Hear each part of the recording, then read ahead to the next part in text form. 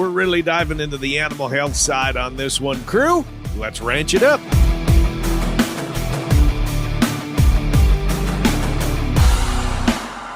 A big thanks goes out to our partners, ranchchannel.com. New listings and sale reports this week. Check it out, ranchchannel.com.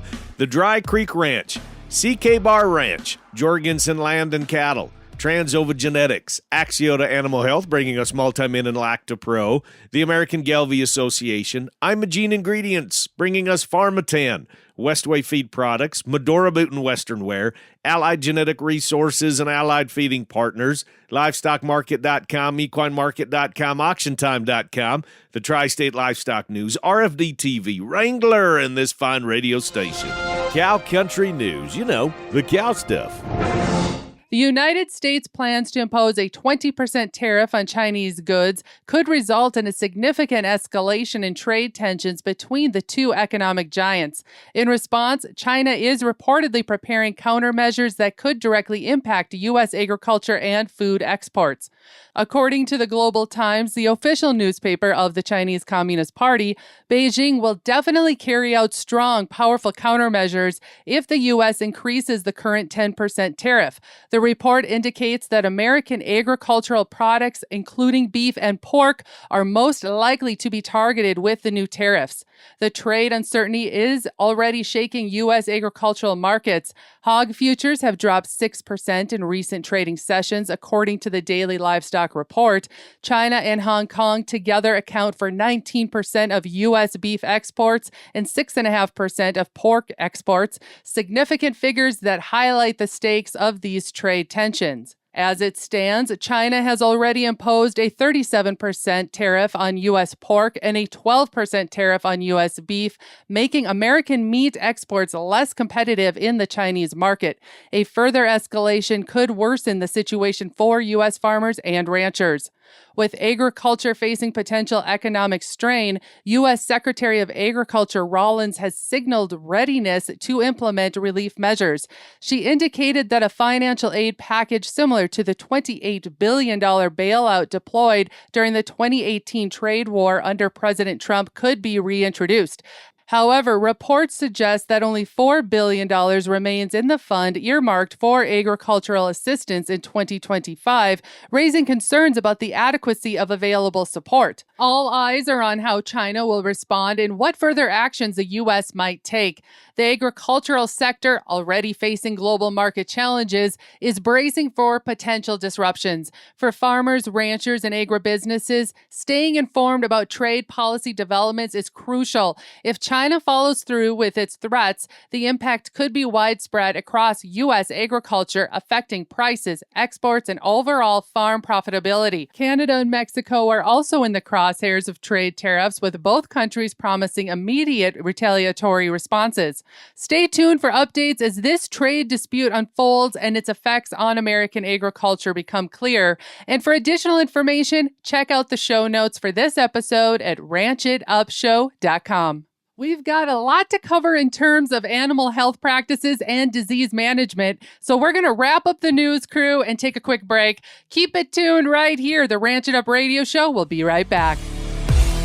Real World Genetics from CK Bar Ranch. The CK Bar Ranch 24th Annual Bull Sale, Friday, April 4th at St. Onge Livestock in St. Onge, South Dakota. Featuring 50 profit-driven Simmental and Sim-Angus yearling bulls, genetically enhanced EPDs, free delivery with many Homo Black and Homo Polled bulls. Bid and buy online at DV Auction with videos, catalogs, and sale information available at ckbarranch.com and ranchchannel.com. The CK Bar Ranch, April 4th in St. Onge, South Dakota.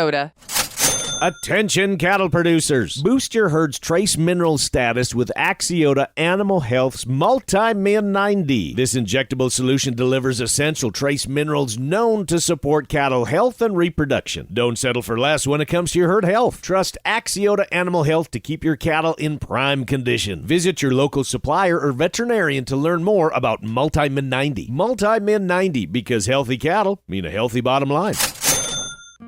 We run a lot of high milk-producing mama cows in our herd. Mitch Kenobi of Norfolk dealt with scours in his herd. So bad that we sent samples off to South Dakota State and Kansas State. Heard about Pharmatan. As a producer, I know it's our job to limit our inputs, but when it comes to Pharmatan, Dad and I don't blink an eye. It is a must for every calving season. Adding Pharmatan to your livestock's nutrition this fall will rid your new herd of scours in the spring. Go to PharmatanUSA.com. Cattle Battle. Welcome back, and you've got it tuned into the Ranch It Up radio show. It's the most information packed into a 30-minute program that you can find. It's your all things ranching newscast, and so glad to be hanging out with y'all. Questions, comments, concerns, criticisms, rants, it doesn't matter. Give us a call or send us a little text message. That number is 707-RANCH-20, 707-726-2420. Our email, ranchitupshow@gmail.com. Prowling around social media at Ranch It Up Show. Foot and mouth disease. Should we be concerned? The answer is absolutely. Why? Because all of us in the cow business, we are buying and selling a lot, with the prices being what they are. Either we're trying to put together grass calves, or we're purchasing breeding bulls, and there's lots of different groups of cattle being moved around this time of year. Now, granted, we have not had a case of foot and mouth disease in the United States for many, many, many, many years, pert near 100 years. Look at what happened at Germany. January 10th of this year, just 60 days ago, they had their first confirmed case in nearly 40 years. And yes, the outbreak is considered under control. And yes, it did lead to concerns with trade relations. Now, what would happen if it was found here in the United States with all of our technology, all of our programs, everything that is being implemented for traceability, research, you name it? What could happen here in this country? Now, this one today is all about improving our health records on our operations. Let's start with gaining a better understanding of foot and mouth disease and its potential impact.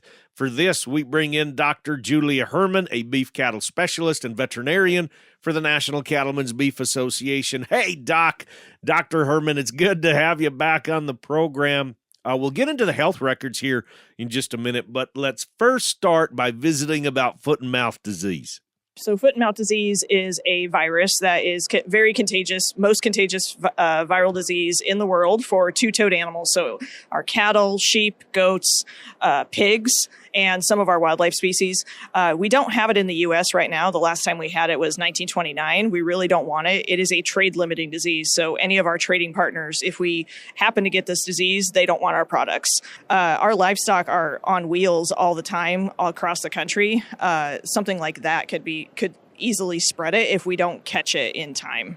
You said 1929, so almost 100 years ago was the last time that we had any trace of foot and mouth disease in the United States. So why is it still on the watch list? Are we being watchdogs about it if it's been pretty near 100 years since we even had to mess with it? We recognize the economic significance. So we already talked about it being a world or a trade limiting disease.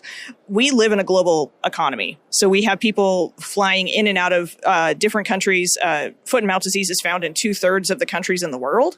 And so people are visiting there on vacation. They're visiting there for business.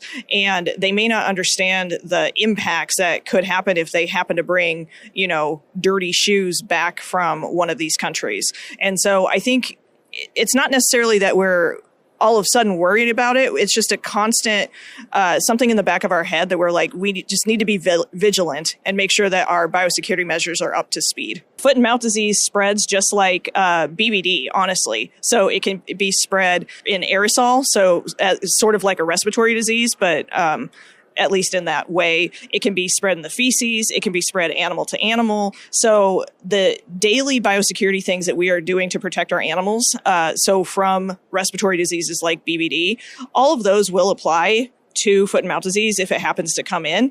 But there's going to be some enhanced biosecurity steps that we're going to have to step up to make sure that we protect our animals from getting exposed to foot and mouth disease. So what can we look for? What are some symptoms of foot and mouth disease? And we don't want to get somebody scared where, oh my gosh, I got foot and mouth disease or something like that. But what is something to watch for where something isn't right? Sure. So foot and mouth disease is one of our vesicular diseases. And so it causes blisters in the mouth, on the teats, on the feet. And so animals, they'll be sick. They won't be as productive. But what happens is a lot of your adults will get sick all at the same time.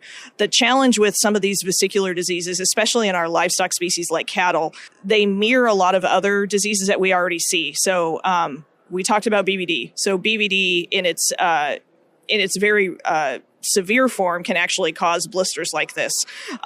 Toxins, if your animals get into toxins, you can cause blisters in your mouth. So there are a lot of things that look like a vesicular disease, but that's why it's really important for producers to have a really good relationship with their veterinarian. If you see something odd, we really need to have that veterinarian come out, check it out, make sure it doesn't need to be tested.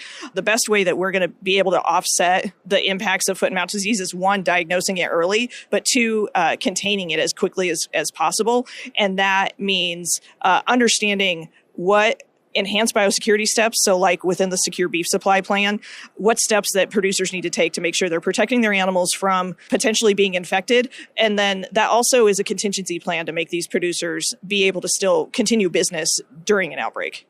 You know, when we're right smack dab in the middle of bull sale season, and some people going across county lines, across state lines to get different genetics, I've noticed that a lot of producers, as they're making their introduction of bull sales or in their sale book or whatever that they have, they're really starting to emphasize a lot of their management, but specifically around healthcare. That they're describing, this is what we're doing, this is why we're doing it. I think that's great from a perspective of something that is those outside genetics that is complementary to ours, because too many times it's really easy where, oh gosh, we see that set of open heifers running through the sale barn and wait a minute, can I make money on these? And it's a last minute split second decision a lot of times to bring them in. But I notice that more and more people are stepping up. Even selling the commercial cattle, people are giving a complete list of this is what I'm doing. And those types of things not only are good preventative measures, but they also help to market those calves. Value add of just doing something that we should do. Absolutely. I think that's a really great lesson that a lot of producers can take. And it's biosecurity and how we take care of that animal. I mean, biosecurity steps overlap a lot with our herd health steps. Just like you said, we improve the health of our animals. We improve their welfare. We improve their productivity. It really is a domino effect. And so when you are getting animals from other producers who have those same values as you do, from testing the animals for contagious diseases. So maybe it is BVD, maybe it's Johne's, maybe it's anaplasmosis. When you bring those animals onto your herd, you want to make sure they're as healthy as possible, but you also don't want to get your home herd sick. So BQA walks through quarantining animals. So if you're make sure you separate your new animals from your home herd. You're protecting your home herd, but you're also protecting your new animals. And not just the pen that is right beside them. That's get them a ways away a little bit. Right. Separate feed, separate water, ideally separate fence line. Having that 3 weeks of quarantine for the producer to pay attention to that animal, make sure they don't come up with any diseases or, respiratory disease or anything like that. Have a veterinarian come in and check them if something does happen. But you really want to make sure you're bringing in healthy animals to your home herd. That's a huge investment that you're putting into that bull or maybe your replacement heifers. You want to make sure that they are going to provide you, long-term productivity, and they need to start off on the right foot. When we buy a new vehicle or we're vehicle shopping, this is me anyways, when somebody says, I have record of all the oil changes, of all the repairs, has something like that, a complete record of that vehicle, less likely that we think, well, we're going to get a lemon. Now, some of us will pull the trigger anyway, and it's a good buy, and we're willing to take that chance. And sometimes it works and sometimes it doesn't. Sometimes you get the best deal of your life. You bought this car for $2,000 and it gets 35 miles to the gallon and everybody's happy. You could do that the next time and it could literally break down and you're out a pile of money, right?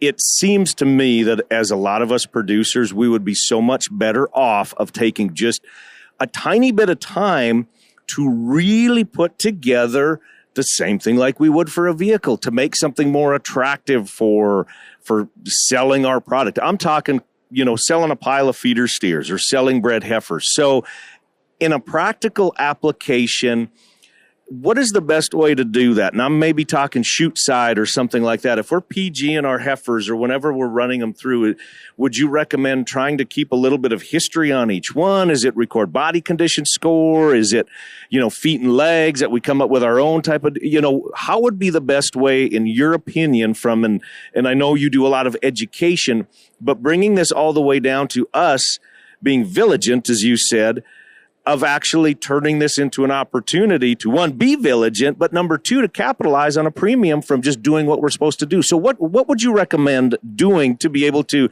establish that track record, if you will, that service record on our calves or bred heifers or whatever we're selling?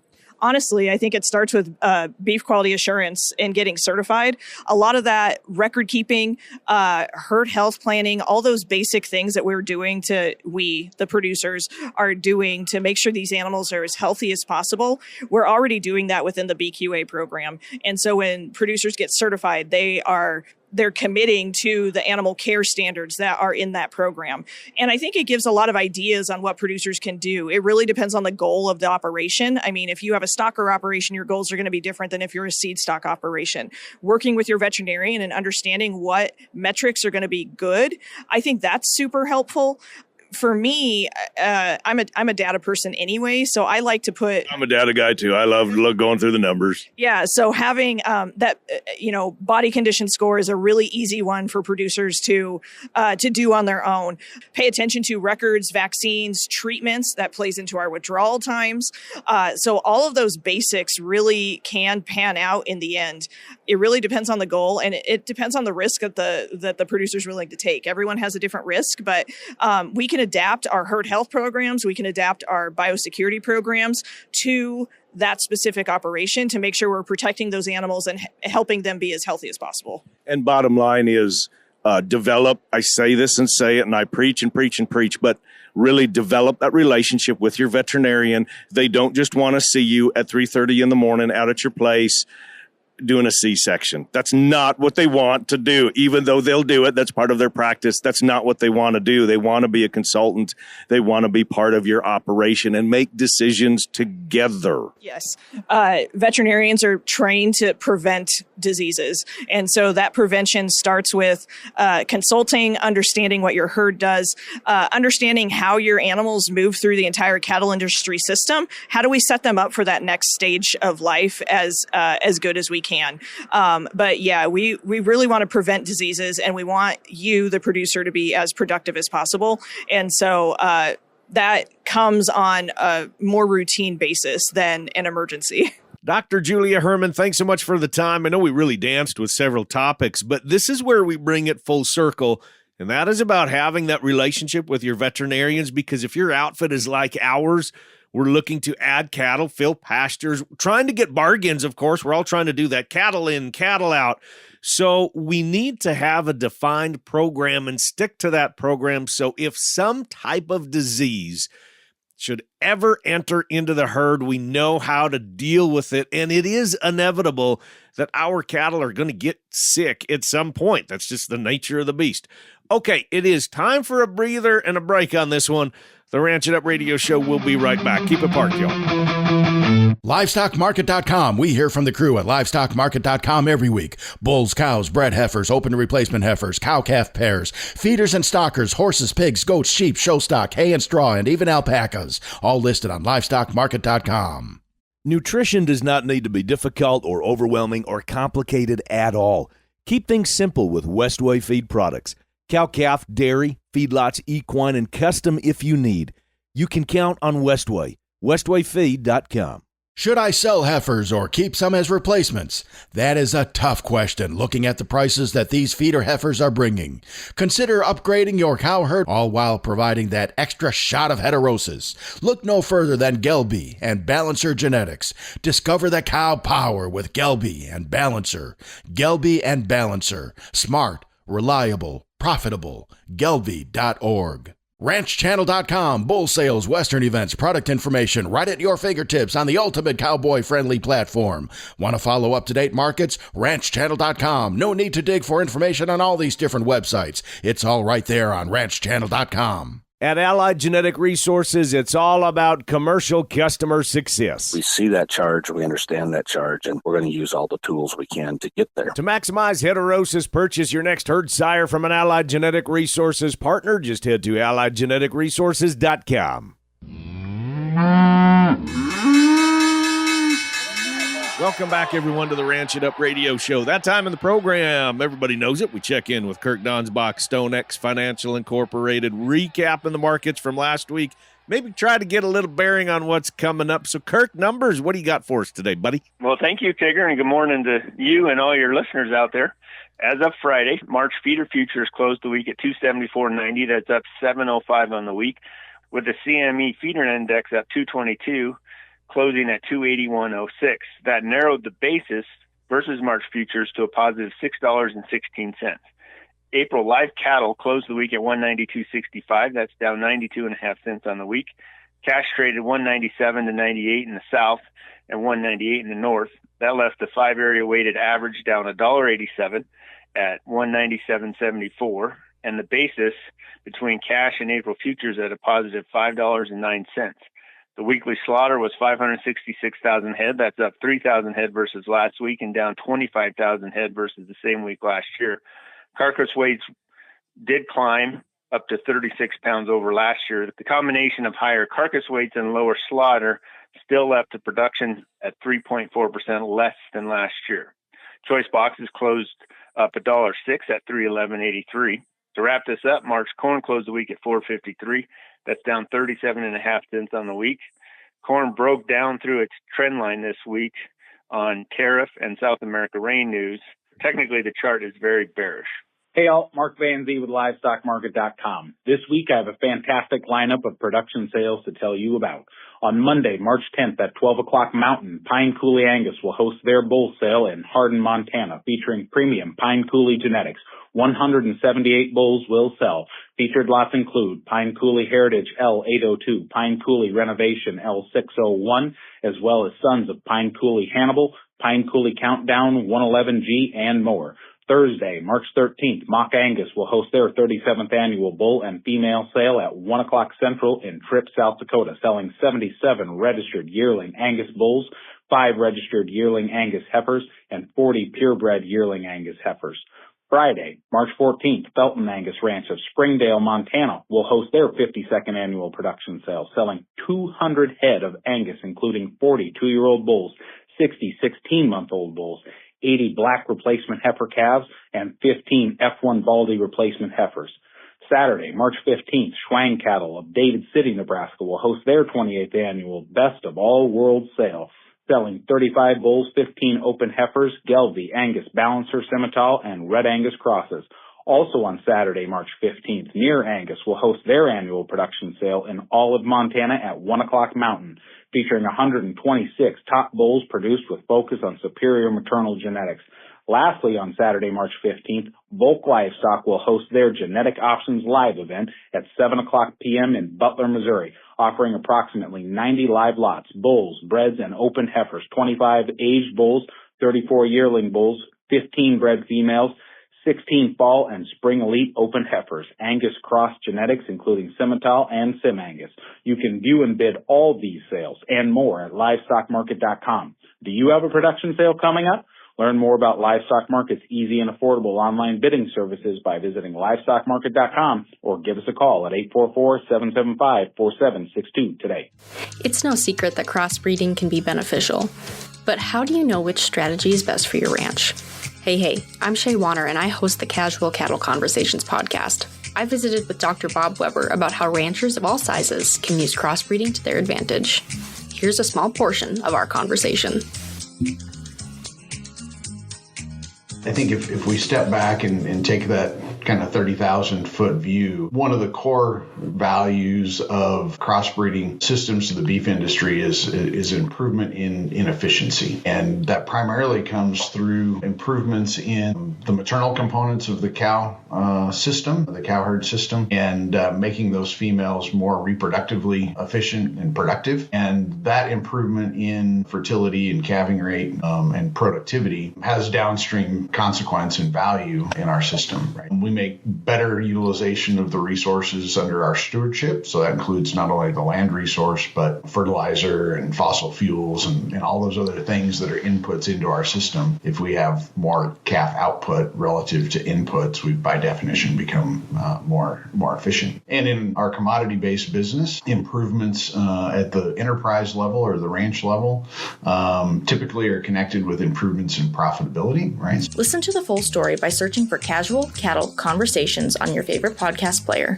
Happy ranching, folks. I tip my hat to you, from one legend to another. Before we say fare thee well, depending on where you are in the country, I know spring break is upon you or right around the corner. So I give a tip of the hat to all of you kids whose spring break is calving season. Stuck at home. Yes, they don't boots get to go to on Cancun. The ground. That was us. Hey, and now that's going to wrap it up for today. A big thanks to our crew, Dr. Julia Herman, Kirk Donsbach with StoneX Financial Incorporated, Mark Vanzi with LivestockMarket.com, Shay Warner, Casual Cattle Conversations, the boss lady, Rebecca Warner, a.k.a. Beck. A big thank you to our partners, RanchChannel.com. Be checking it out for new listings and sale reports.